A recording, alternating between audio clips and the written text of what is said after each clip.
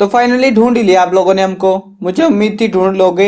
हाँ, आज की इस वीडियो में मैं आपको बता दूं, आज की इस वीडियो में मैं आपको बताऊंगा क्लास 11th हिंदी से पाठ नंबर 4 अभिव्यक्ति और माध्यम का होने वाला है, जिसका नाम है कथा पटकथा। वैसे अगर आप देखो अभिव्यक्ति और माध्यम का पाठ 10 है, लेकिन अगर आप क्लास 11th के देखो कि हाँ 11th क्लास के पाठों के हिसाब से तो चौथा पाठ आपका पढ़ रहा है ये।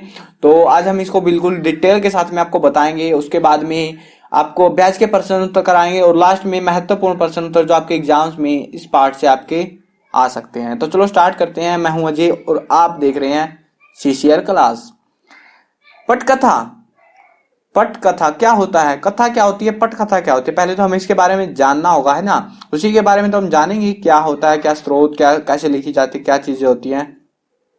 तो देखते हैं। पटकथा कुछ और नहीं, कैमरे से फिल्म के पर्दे पर दिखाए जाने के लिए लिखी हुई कहानी होती है। यानी कि अगर हम देखें तो यहाँ पे क्या हो रहा है, यहाँ पे जो आप लोग मूवीज देख रहे हो, कहानियां देख रहे हो, ठीक है, वो जो आपको मतलब इंटरनेट पे टेलीविजन पे जो दिखने वाला है, उसके लिए हम जो कहानी बना रहे हैं पीछे पीछे, तो उस कहानी को बोला जाता है पटकथा। ठीक है। कथा यानी कि कहानी, पटकथा यानी कि पर्दे पर दिखाए जाने वाली कहानी। ठीक है। कथा यानी कहानी, पटकथा पर्दे पर दिखाई जाने वाली कहानी। तो चलो देखते हैं। पटकथा दो शब्दों के मेल से बनता है, पट और कथा। कथा का मतलब कहानी, पट का मतलब पर्दा, यानी कि ऐसी कहानी जो पर्दे पर दिखाई जाएगी उसको पटकथा बोला जाएगा। ठीक है। सबसे पहली चीज यानी कि हमें एक पटकथा तैयार करने के लिए बहुत सारी चीजों का ध्यान रखना पड़ता है। सबसे पहली चीज चाहिए होती है वो है एक कहानी, कथा। हमें कहानी चाहिए। अगर हमें कुछ भी पर्दे पर दिखाना है, कुछ भी दिखाना है, उसके लिए हमें एक कहानी चाहिए। ठीक है। एक फिल्म दिखानी है, उसके लिए कहानी चाहिए। कोई नाटक दिखाना है, उसके लिए कहानी चाहिए। तो वो कहानी, उसी के बारे में आज हम पढ़ेंगे इसमें बिल्कुल। तो कहानी कैसे मिलेगी, कहाँ से मिलेगी, क्या करना है कहानी के, तो इसके कई स्रोत हो सकते हैं। कहानी लेने के हमारे कई स्रोत हो सकते हैं। हमारे स्वयं के साथ या आसपास की जिंदगी में घटी हुई कोई घटना, उसको भी हम कहानी के रूप में डिस्क्राइब कर सकते हैं। अखबार में छपा हुआ कोई समाचार, हमारी कल्पना शक्ति से उपजी कोई कहानी, इतिहास के पन्नों से झांकता कोई व्यक्तित्व या सच्चा किस्सा, या फिर साहित्य की किसी अन्य विधा की कोई रचना, उसको भी हम कहानी के रूप में डिस्क्राइब कर सकते हैं। जैसे मुंशी प्रेमचंद के हो गया, फणीश्वर नाथ रेणु, धर्मवीर भारती, मन्नू भंडारी, इनकी बहुत सारी रचनाएं हैं जिनको कहानियों के रूप में लोगों ने डिस्क्राइब कर रखा है।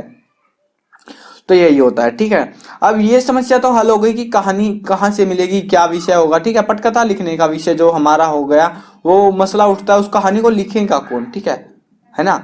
आपने सोच लिया हाँ ऐसी ऐसी कहानी होगी, बट उसमें जो वॉइस ओवर है, कोई बोलेगा, क्या बोलेगा, वो सारी चीजें भी तो देखनी होती है ना।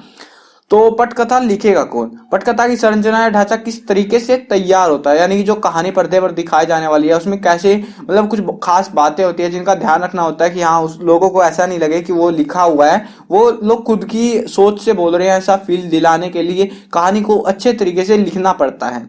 तो लिखेगा कौन, ये दिक्कत आ गई अब हमारे सामने। नाटक की तरह ही यहाँ भी पात्र चरित्र होते हैं। ठीक है। जैसे हमने जाना था नाटक रोल प्ले, उसमें बस रिकॉर्डिंग नहीं होती, कैमरे पर नहीं दिखाना होता, वो लोगों के सामने सीधा चलता रहता है। ठीक है। और ये पर्दे पर दिखाना है तो इसमें थोड़ा सा फर्क मिलेगा, ज्यादा मतलब इसका भाई बहन मान सकते हो आप नाटक को। ठीक है। नाटक की तरह ही यहाँ भी पात्र चरित्र होते हैं, नायक प्रतिनायक होते हैं, अलग अलग घटना स्थल होते हैं, दृश्य होते हैं, कहानी का क्रमिक विकास भी होता है, द्वंद्व टकराव और फिर समाधान होते हैं। ये सब कुछ पटकथा के भी आवश्यक अंग होते हैं। ठीक है। दोनों चीजों क्योंकि सेम है, बस ये पर्दे पर टेलीविजन पर या इंटरनेट पर दिखाने जाने वाली है और वो लोगों के सामने सीधी चल रही है, मतलब आप कर रहे हो प्ले और वो लोग देख रहे हैं आके सीधा वहीं से। ठीक है। वो चीज है। अब यहाँ पे आप देखोगे तो वहां पे लिमिटेशन है, आप एक ही जगह पे कर सकते हो सारा काम, इसमें ऐसा नहीं होता। इसमें आप कहीं पर भी जाओ। ठीक है। तो यहाँ पे क्या होता है, यहाँ पे थोड़ा बहुत अंतर भी होता है। यहाँ पे अंतर क्या है, दृश्य की लंबाई। ठीक है। जो कहानी नाटक है वो बड़े होते हैं, कई बार छोटे बना लेते हैं, वो उनके डिपेंड करता है। फिल्में जो छोटी बड़ी हो सकती है, तो दृश्यों की लंबाई में फर्क होता है। नाटक के दृश्य अक्सर अधिक लंबे होते हैं और फिल्मों में छोटे छोटे दृश्य होते हैं। मतलब जो रोल प्ले दिखाते हैं ना, वो मतलब इधर से बोला एंगल उधर से दिखाएंगे, तो वो दिखाते जो है वो बहुत छोटे छोटे सेकंड 2 सेकंड का दिखाते हैं। लेकिन क्या होता है, जो नाटक होते हैं उसमें तो पूरा लोग सामने से ही देख रहे होते हैं, तो उसमें बहुत बड़े बड़े दृश्य दिखाए जाते हैं। दृश्य का मतलब है कि एक चीज दिखा जा रही है, कैमरा एक जगह रखा और उसमें से जो जो रिकॉर्ड हो रहा है उधर, तो वो चीज यहाँ पे बताई जा रही है। तो इसमें छोटे छोटे होते हैं फिल्मों में। इसी प्रकार नाटक में आमतौर पर सीमित घटना स्थल होते हैं, जबकि फिल्मों में कोई सीमा नहीं होती, क्योंकि वो तो बाद में दिखाई जाने वाली है ना, तो वो नए नए घटना स्थलों पर घटित करवा सकते हैं। नाटक की कहानी का, कथा का जो विकास है वो लीनियर, मतलब एक रेख क्या होता है नाटक के अंदर, क्या होता है वो लीनियर होता है, एक ही रेखा में एक ही दिशा में चलता है। लेकिन सिनेमा में ऐसा नहीं होता, फिल्मों में ऐसा नहीं होता, उसमें फ्लैशबैक और फ्लैश फॉरवर्ड तकनीकों का भी इस्तेमाल किया जाता है। अब ये क्या चीज है, ये क्या भला है फ्लैश बैक या फिर फ्लैश फॉरवर्ड, इसके बारे में जानते हैं। फ्लैशबैक वो तकनीक है जिसमें आप अतीत में घटी किसी घटना को देखते हैं, और फ्लैश फॉरवर्ड वो घटना है में आप जो है भविष्य में किसी होने वाले हादसे को दिखा देते हैं। आपने कई फिल्में देखी होंगी जिसमें मतलब बंदा सोच रहा होता है बैठ के और एकदम से वो भविष्य में चला जाता है, अपने पास्ट में चला जाता है, अतीत में चला जाता है। तो क्या होता है, वो वहां पे दृश्य दिखा सकते हैं, लेकिन नाटक में ऐसा नहीं होता है।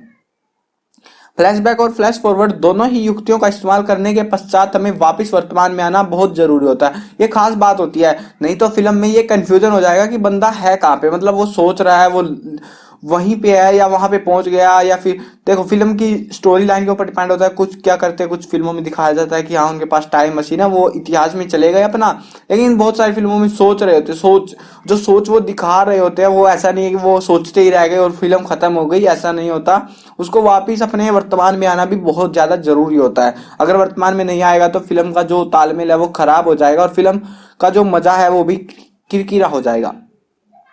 तो यहाँ पे जो है फ्लैशबैक और फ्लैश फॉरवर्ड और वहां से फिर वर्तमान में आना हमारे लिए बहुत ज्यादा जरूरी होता है। ठीक है, यहाँ पे और भी एक खास बात थी कि हाँ जब हम लोग फ्लैश फॉरवर्ड फ्लैशबैक करते हैं तो वहां पे हम ऐसा नहीं है कि वहां पे जो वाक्य है उसमें पास्ट के वाक्य, जैसे हम बोलते हैं ना टेंस हमारे पास में होते हैं कि भूतकाल के या भविष्य काल के, तो ऐसा कुछ हमें नहीं करना पड़ता। वहां पे हमें वर्तमान वाले वाक्यों का ही इस्तेमाल करना पड़ता है। हम सोच रहे हैं कि हाँ हम वर्तमान में है, लेकिन पास्ट वाले वर्तमान में है। ठीक है, पास्ट में हम जब जाते हैं तो वहां पे वहां के वर्तमान में हम होते हैं। ठीक है, तो इस बात का ध्यान रखना होता है। तो यहाँ पे एक दृश्य भी दिखा रखा है। ठीक है, शिक्षा अधिकारी का दफ्तर। ठीक है, बाहरी कक्ष दिन अंदर। ठीक है, यहाँ पे कुछ कुछ दिखा रखा है कि यहाँ एक महिला आती है, बैठती है और चपरासी से पूछती है, ये वाक्य बोलती है, तो वो सारी चीजें लिखनी पड़ती है। यहाँ पे देख के आप समझ सकते हो। ठीक है, आगे चलते हैं। वो तो थी हमारी पहली बात। अब दूसरी बात करते हैं। तो हमेशा दृश्य संख्या के साथ दृश्य की लोकेशन घटनास्थल लिखा जाता है। ठीक है, मतलब कि हमें जो नाटक जो कहानी है जो पटकथा है वो दिखाने के लिए हमें लोकेशंस का पता होना चाहिए कि वो बंदा कहाँ पे बैठ के शूट कर रहा है, वो सारी चीजें देखनी पड़ती हैं, लिखी होनी चाहिए। नहीं तो ऐसे कितने सीन्स आप याद रख पाओगे, कमी कंफ्यूजन हो जाएगा। नहीं तो वो लिखे जाते हैं साथ के साथ। तो घटनास्थल लिखा जाता है कि वो कमरे में है, पार्क में है, रेलवे स्टेशन पर है, शेर की मांद। ठीक है ना, तो जो भी कुछ जहाँ कहीं भी है तो उसके हिसाब से। और उसके बाद में घटना का समय लिखा जाता है कि किस टाइम पे घटित होनी है। ठीक है, दिन है, रात है, सुबह है, शाम है। ठीक है, और इसमें तीसरी जानकारी दृश्य के शुरू में दी जानी जरूरी होती है। वो ये कि घटना खुले में घट रही है या किसी बंद जगह में, अंदर या बाहर, ये भी जरूरी होती है। वहां पे लिख दिया जाता है इंटीरियर है, एक्सटीरियर है, ऐसे वर्डों का इस्तेमाल किया जाता है कि हाँ अंदर है, बाहर है, कमरे के अंदर है, कमरे के बाहर है। ठीक है ना, तो ये सारी चीजें होती हैं और इन सारी चीजों की मदद से ही एक पूरी पटकथा लिखी जाती है, यानी कि पर्दे पर दिखाई जाने वाली कहानी। एक आपको आउटलुक दिखा रखा है, बहुत सारे लोग मिलकर इसको बनाते हैं। ठीक है, कुछ एक जो फिल्में हैं वो 2-3 महीने में निपट जाती है, लेकिन कुछ फिल्में ऐसी होती है जो उनको 2-2 3-3 साल लग जाते हैं बनने में। तो वो डिपेंड करता है वहाँ की टीम के ऊपर, कैमरामैन, साउंड रिकॉर्डिस्ट, बहुत सारे लोग वहाँ पे काम कर रहे होते हैं। तो ये था आपका इस चैप्टर में। मुझे उम्मीद है आपको चैप्टर पसंद आया होगा, और अगर कहीं कोई डाउट बचा है तो पूछना बिल्कुल मत भूलिएगा। तो अभी चलते हैं पाठ से संवाद के ऊपर। पहला क्वेश्चन हमारे पास में आ रहा है, फ्लैशबैक तकनीक और फ्लैश फॉरवर्ड तकनीक के दो उदाहरण दीजिए।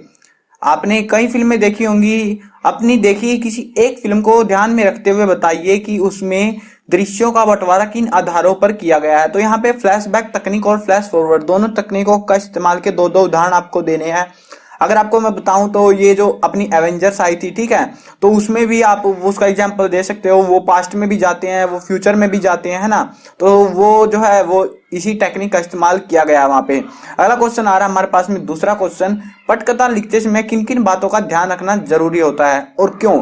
तो पटकथा यानी कि जो चित्रकला, जो हमें स्क्रीन पर जो वीडियो दिखानी है, उसको लिखते समय हमें क्या क्या बातें ध्यान रखनी होती है, वो सारी चीजें, मतलब चैप्टर का सार ही यही है बस, कि हाँ क्या क्या बातें हमें ध्यान रखनी होती है। तो अगर आप ऊपर आते हो तो ऊपर आके देख सकते हो यहाँ पे हमें क्या क्या चीजें ध्यान रखनी होती है। यहाँ पे भाषा शैली, पात्र कौन बनेगा, ढांचा कैसे तैयार होगा, लंबाई क्या होगी, सीन क्या होंगे, सारी चीजों का ध्यान रखना पड़ता है। ये पॉइंट जो है अगर आप देखो रटना चाहते हो तो रट लो, कोई दिक्कत नहीं है। लेकिन हाँ अगर मैं आपको बताऊं तो ये क्वेश्चन जो आप खुद भी कर सकते हो, कैसे कर सकते हो मैं आपको थोड़ा सा समझा देता हूँ। पटकथा लिखते समय किन किन बातों का ध्यान रखना जरूरी होता है और क्यों जरूरी होता है।